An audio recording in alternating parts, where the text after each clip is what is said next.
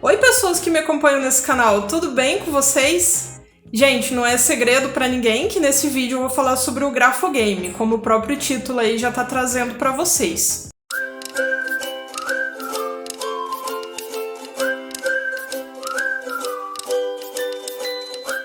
É muito importante eu já deixar bem claro aqui desde o começo que eu não sou nenhuma especialista em Grafogame e por isso eu fiz uma pesquisa, eu continuo fazendo essa pesquisa, fui tendo umas ideias, fui chegando a algumas conclusões aí, achei justo compartilhar com vocês, para até vocês me ajudarem a entender melhor como que esse aplicativo recentemente trazido da Finlândia pode contribuir com a alfabetização aqui no Brasil.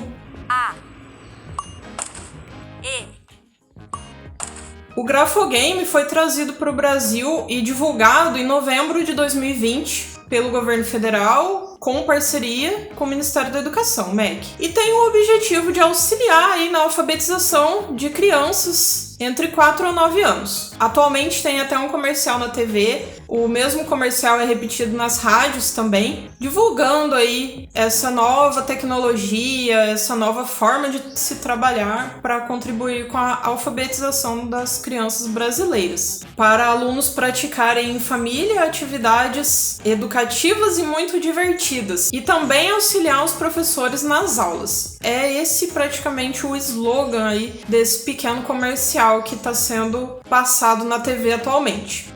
Segundo aí um dos fundadores desse aplicativo finlandês, que eu vou deixar o nome aqui para vocês na tela treinarem aí o finlandês de vocês, porque o meu tá péssimo para fazer a pronúncia desse nome. Esse aplicativo foi criado para diminuir as dificuldades de aprendizagem, oferecendo aí um apoio proativo para a criança, tanto na escola quanto em casa. É importante salientar aqui que o modelo finlandês de educação é completamente diferente do modelo educacional aqui do Brasil.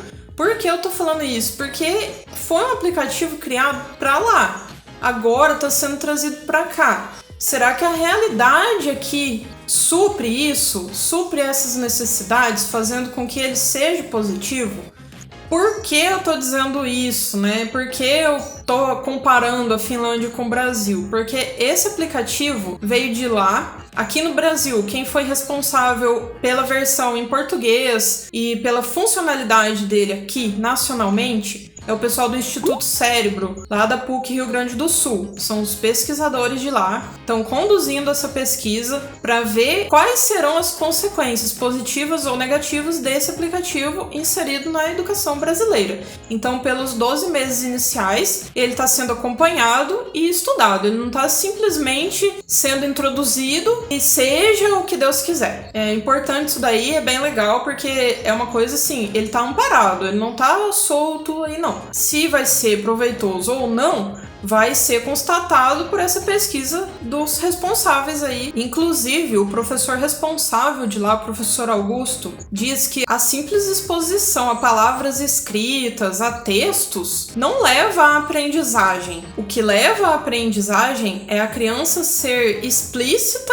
e simultaneamente orientada para tal, que leva a pensar que o aplicativo, então, não vale de nada se for simplesmente um joguinho de celular, dado aí na mão da criança para passar o tempo, enquanto os pais precisam fazer alguma coisa, enquanto a criança não tem aula. Ele não tem essa finalidade. A criança precisa ser orientada em relação aos sons, em relação às palavras, em relação às sílabas, às letras, enfim. Isso que os pesquisadores aqui do Brasil estão deixando bem claro. De nada vai adiantar apenas esse aplicativo na mão da criança se ela não tiver uma tutoria ali para auxiliar durante esse processo. Esses pesquisadores também deixam bem claro que esse aplicativo não está substituindo a função do professor. Não é esse o objetivo. Não precisa mais do professor para ensinar e alfabetizar a criança. O próprio pai às vezes consegue dar conta com o auxílio desse aplicativo e pronto, tá sanado o problema. Não, os pesquisadores responsáveis deixam claro que não é esse o intuito. Ele é um aplicativo com uma interface muito boa. Eu não sei se você já teve a oportunidade de olhar ele por curiosidade ou até mesmo já utilizar em sala de aula ou com seu filho. Não sei se já utilizou, comenta aqui, por favor, nos comentários, para eu saber o que você achou e o que você tá achando desse aplicativo. Mas Minha visão, interface muito boa, níveis de dificuldades excelentes, porque ele vai aumentando a dificuldade gradativamente conforme a evolução aí da criança nas fases ali que ela vai passando. Uma coisa muito legal, achei sensacional a ideia de não ser uma voz computadorizada que fica falando ali, porque a voz vai repetindo ao fundo as letras, vai repetindo o que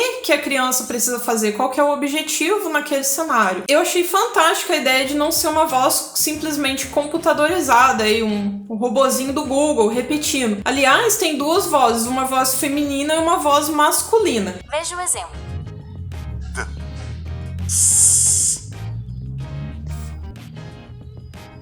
Agora você vai escutar outros sons. Encontre as letras certas. D.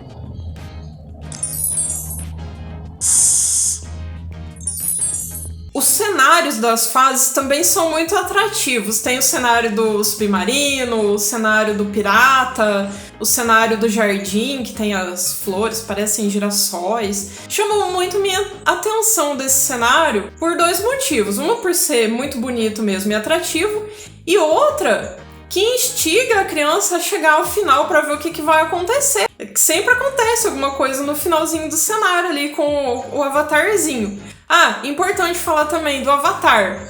A criança pode escolher o avatar dela, ou seja, o desenho do menininho ou da menininha que vai representar ele no jogo, e pode inserir o nome dele também. Pode escolher a roupinha, cabelo, enfim. Aí também eu tenho que puxar o assunto, porque ele não traz a versão aí de pessoas indígenas, asiáticas, árabes, orientais, enfim.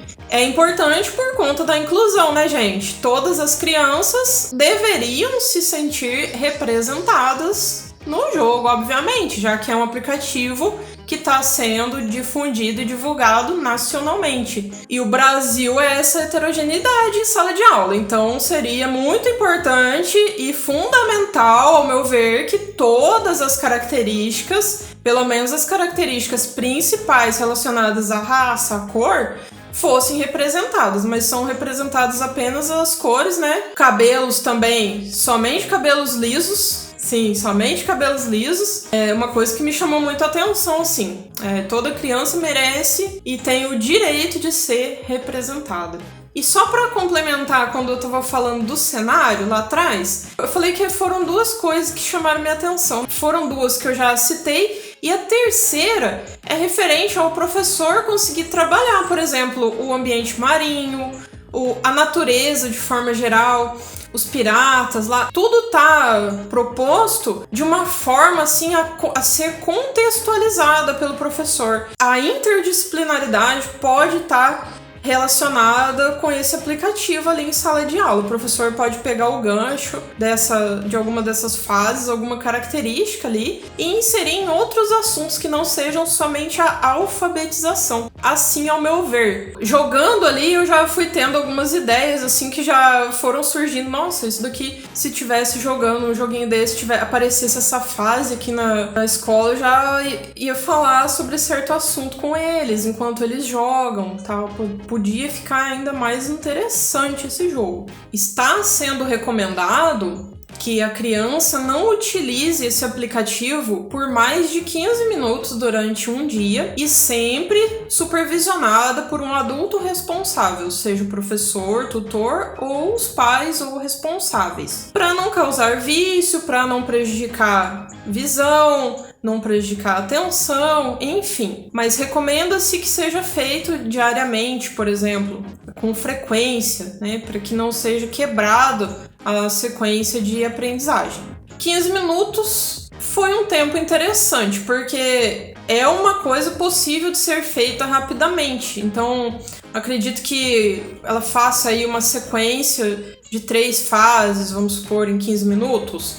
Acredito que sim, tranquilamente. E já colete os prêmios ali, que ela também recebe os prêmios, né? Figurinhas, para a fase seguinte. Daí o ideal seria cada sequência um dia, por exemplo. Ela faz uma sequência hoje, uma sequência amanhã, né? Inicia e termina ali, fecha o ciclo de aprendizado do que está sendo proposto e amanhã ela continua. A inserção de um aplicativo game nessa altura do campeonato aqui no Brasil, será que é viável? Aí você vai falar pra mim assim, claro que é viável, tá tendo ensino remoto aí, ensino híbrido, tá? Essa confusão que a gente tá vivendo, criança sendo prejudicada porque não tá sendo alfabetizada. Ok, agora tá acontecendo isso. A gente tem que pensar gradativamente. Ele tá em teste por 12 meses. É pretendido que ele fique em teste por mais tempo além desses 12 meses. Então, provavelmente já vai ter saído dessa situação de ensino híbrido, o ensino já vai estar sendo presencial, pandemia, tomara que já tenha acabado, sabe? Eu tô pensando lá na frente. Vai continuar a ser inserido em um sistema presencial. Claro, vai auxiliar? Vai auxiliar, tudo auxilia, tudo é bem-vindo, mas acredito que faltam aí políticas estruturais primeiro, sabe? Para implantar um tipo de ideia como essa. Ela tá sendo... É como se você colocasse uma ideia sozinha lá. A alfabetização tá difícil, o aluno não tá conseguindo, o professor tá tendo dificuldade de conseguir acessar todos os alunos aí remotamente para dar aula. Vamos colocar esse aplicativo aqui na roda. É essa sensação que eu estou tendo. E além disso, pessoal, para baixar esse aplicativo é que você precisa de internet. Depois ele funciona aí offline. Legal, é uma tática boa. Até aí, beleza. Mas e as crianças que não têm acesso à internet? Elas vão continuar sem acesso à internet. Elas vão continuar sem acesso às aulas normais e sem acesso a esse aplicativo também. Se foi inserido por causa da pandemia, será que vai ajudar? Não é só a internet que limita o acesso, né? Tem crianças que não têm o celular para acessar esse joguinho. Tem crianças que não tem tablet, não tem computador. Como que vai fazer? Ou seja, não é só o chip que vai resolver, não é só o acesso à internet. Será que não teria sido melhor estruturar todo esse acesso, todo esse equipamento aí que é necessário ter para depois inserir esse aplicativo? Será que o gasto com ele não seria melhor empregado ali com os equipamentos e com o acesso à internet primeiro? É isso que eu me pergunto. O MEC já vem apresentando um orçamento bem reduzido aí em relação ao acesso à internet. Aliás, tem essa política de acesso à internet para todos os alunos, pelo menos em todas as escolas, até 2024, mas a realidade que a gente está vivendo não é isso que está acontecendo, não é isso que a gente está vendo, né? E a zona rural? Eu não vou entrar em mérito aqui, mas precisamos refletir sobre isso. E falando em reflexão, eu quero refletir sobre o Plano Anual de Educação, PNE, criado aí pela Lei 13.005 de 2014 e tendo o ano meta como 2024. Ele teve aí 20 metas a serem cumpridas até 2024. E lá no próprio material do Grafogame, que está disponibilizado aí na internet, quando você acessa, ele fala que o Grafogame ele tem o objetivo também de auxiliar no cumprimento das metas 5 e 9 do PNE. E aí você vai atrás para ver quais são essas metas 5 e 9 do PNE. Você vai ver que a meta 5 é alfabetizar todas as crianças no máximo ao final do 3º ano do ensino fundamental. Ou seja, até quando elas têm ali 8 anos. A meta 9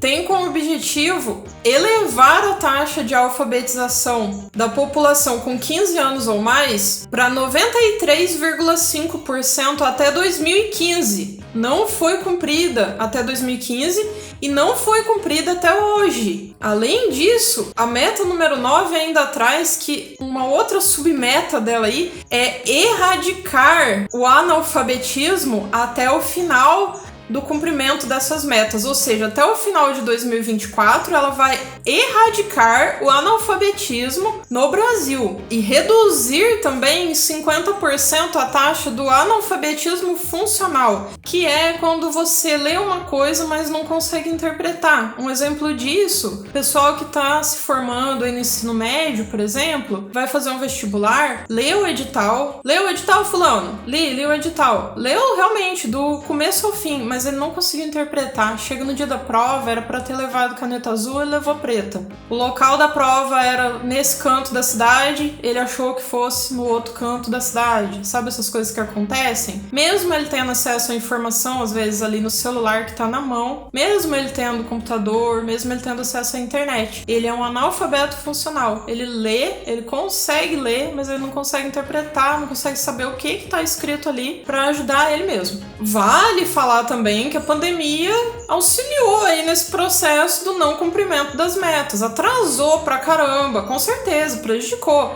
Tá acontecendo muita coisa e tá sendo prejudicado por causa da pandemia, não é novidade pra ninguém. Mas, será que foi isso, só a pandemia que prejudicou o não atingimento dessas metas até 2024? Ao meu ver, esse aplicativo veio pra auxiliar sim nesse contexto aí de pandemia, com certeza, ele veio pra auxiliar e vai auxiliar muito, tanto o professor como os pais. Mas será que foi só por causa disso? Não foi. Ele veio também para auxiliar no cumprimento dessa meta aí da PNE, que é até 2024. O Brasil tá estourando aí o prazo, tá vendo que não vai conseguir cumprir. Então tá valendo tudo, tá colocando tudo em jogo para ver se consegue reverter ou pelo menos melhorar os dados estatísticos aí. Como eu falei lá no início sobre a ausência aí de políticas estruturais em detrimento de um aplicativo como esse, por exemplo, de um game como esse para auxiliar na educação, uma tentativa isolada, uma tentativa pontual, se for ver, sem levar em conta todo o contexto do Brasil, toda a situação que está sendo vivida aí na educação. Em termos de custo, esse aplicativo custou R$105 mil para ter a versão dele em português, R$1,5 milhão para comercial e divulgação em geral do governo federal e do MEC, e mais 3,8 bilhões, segundo o IPEA, necessários aí para compra de chips para acesso à internet, tablets, computadores e celulares, além dos kits de conversão digital para as TVs abertas aí, né? Muitas aulas estão sendo transmitidas pelas TVs também. Tudo isso para tentar, de certa forma, universalizar essa educação remota, esse ensino remoto. Esses 3,8 bilhões aí investidos em chips para acesso à internet, celulares, tablets, computadores, conversores da TV digital aí, super bem aplicados. Vão ser utilizados tanto agora que a gente está nessa situação aí do ensino híbrido, ensino remoto, quanto depois, quando voltarem as aulas presenciais, esses alunos vão ter computadores a mais nas escolas, vão ter tablets, vai possibilitar aí uma melhoria na educação, uma melhoria no acesso digital. O professor vai poder contar com essa tecnologia também para auxiliar aí no processo de aprendizagem do aluno. Isso é incontestável, beleza. Mas os 105 mil e mais o R$1,5 milhão para a divulgação desse aplicativo pelo governo federal e pelo MEC poderiam ter sido investidos também, ao meu ver, nessa política de acesso à internet, primeiramente, acesso à informação, impressão de patches, acesso dessas crianças aí que estão nas zonas rurais não estão conseguindo, sabe, colocar uma antena em cada bairro, alguma coisa referente a isso seria mais aproveitado do que a inserção desse aplicativo, que essas crianças não vão poder utilizar. Então, essa é a minha visão até esse momento que eu tô gravando isso, que eu tô falando aqui com vocês. Eu quero muito ler a opinião de vocês aqui nos comentários, respeitosamente, por favor. Eu comecei com esse pensamento aí. Não sei se tem fundamento, não sei o que vocês acharam. Deixa aí nos comentários pra mim, que eu vou ficar feliz de ler, vou ler todos. Tá bom? Muito obrigado por ter me assistido até aqui. Um grande abraço, fiquem com Deus e até o próximo.